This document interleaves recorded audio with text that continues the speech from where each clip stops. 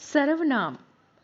अगर हम साधारण शब्दों में बात करें तो सर्वनाम का अर्थ होता है सबका नाम।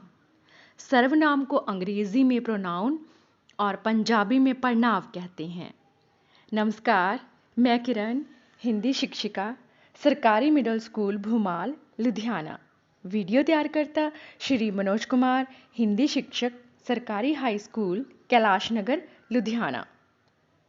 बच्चों, आप ये कुछ वाक्य देख रहे हैं जिनके द्वारा हम सर्वनाम को समझने का प्रयास करेंगे।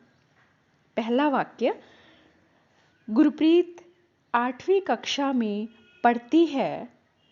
गुरप्रीत की सखी 7वीं कक्षा में पढ़ती है। दूसरा वाक्य, गुरप्रीत प्रतिदिन विद्यालय जाती है। तीसरा वाक्य, गुरप्रीत का विद्यालय गुरप्रीत के घर से थोड़ी दूरी पर है।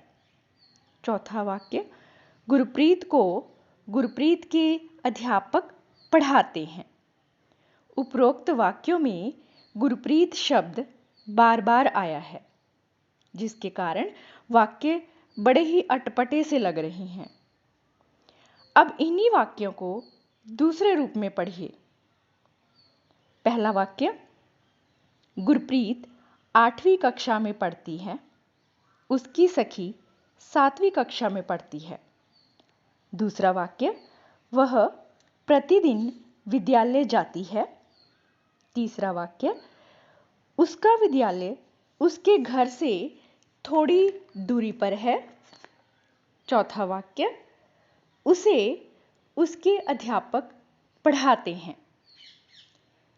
तो बच्चों, इन वाक्यों में गुरप्रीत जो संज्ञा शब्द है के स्थान पर उसकी, वह, उसका, उसके तथा उसे शब्दों का प्रयोग किया गया है, जिन्हें व्याकरण में सर्वनाम कहा जाता है।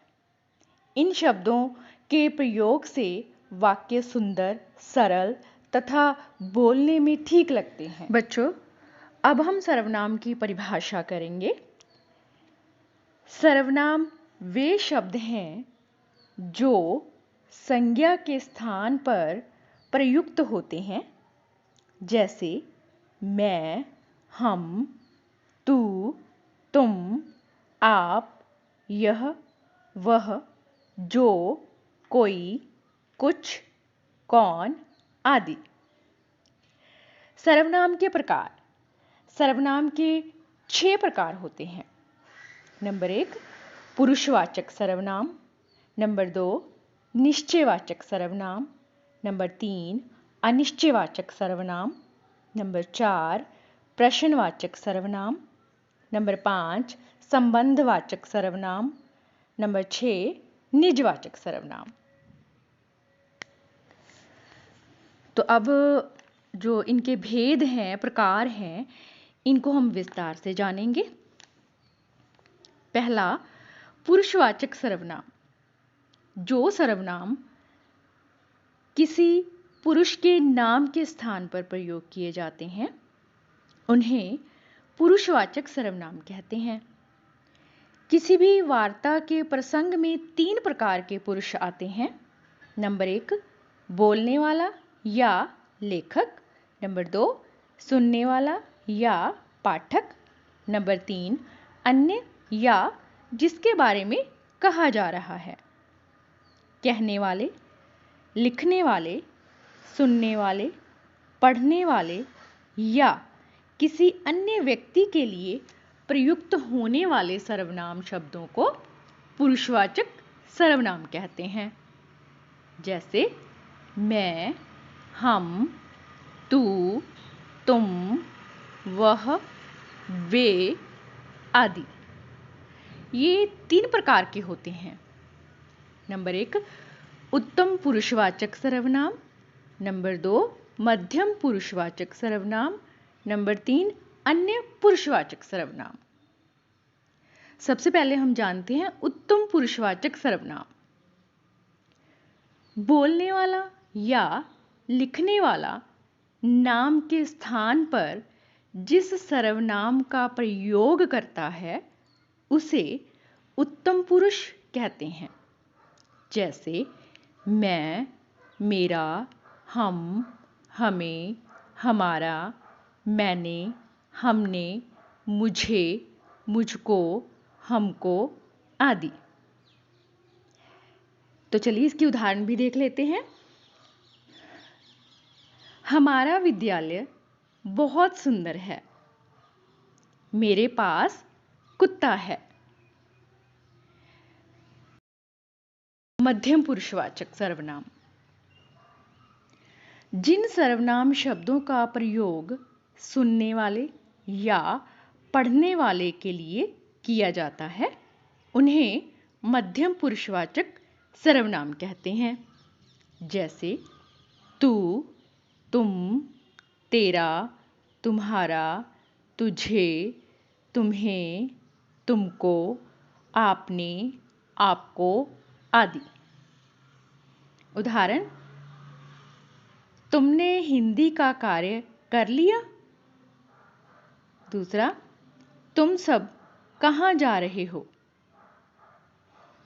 तीसरा है अन्य पुरुषवाचक।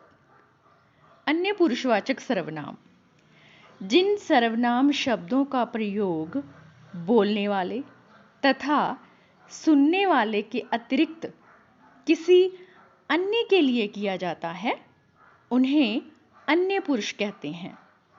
जैसे वे, वह, उसे, उसका, उनका, उन्हें, उससे, उनसे, उसके लिए, उनके लिए आदि। उदाहरण देख लेते हैं।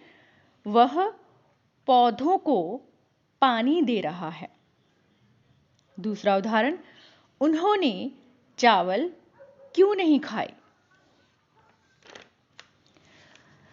दूसरा नंबर है निश्चयवाचक या संकेतवाचक सर्वनाम। जिन सर्वनाम शब्दों से दूरवर्ती या समीपवर्ती किसी व्यक्ति, वस्तु अथवा घटना आदि का निश्चित बोध होता है उन्हें निश्चयवाचक सर्वनाम कहते हैं। जैसे वह, वे, यह, ये आदि। उदाहरण देख लेते हैं। वे खेल रहे हैं। इस पुस्तक को देखो। नंबर 3, अनिश्चयवाचक सर्वनाम। जिन सर्वनाम शब्दों से किसी निश्चित व्यक्ति, वस्तु या स्थान का बोध नहीं होता उन्हें अनिश्चयवाचक सर्वनाम कहते हैं। जैसे कोई, कुछ, किसी, किन्हीं, कभी, कहीं आदि। उदाहरण देख लेते हैं। शायद बाहर कोई आया है। दूध में कुछ पड़ा है। नंबर 4, प्रश्नवाचक सर्वनाम। जिन सर्वनाम शब्दों से किसी व्यक्ति, वस्तु अथवा स्थान के विषय में प्रश्न का बोध होता है उन्हें प्रश्नवाचक सर्वनाम कहते हैं।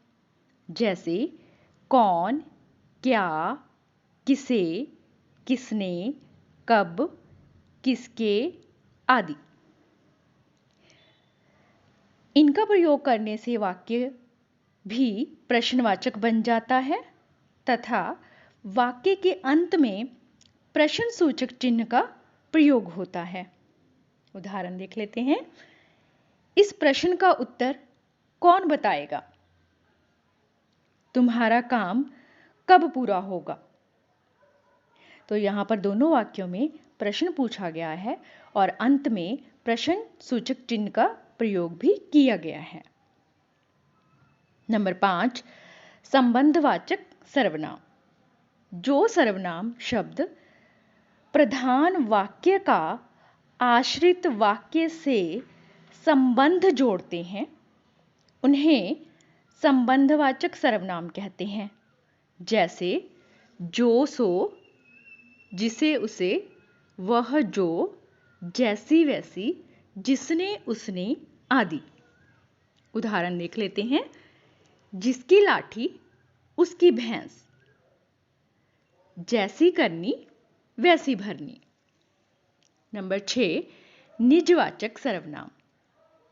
जो सर्वनाम शब्द निज के लिए अर्थात अपने स्वयं के लिए प्रयुक्त होते हैं उन्हें निजवाचक सर्वनाम कहते हैं।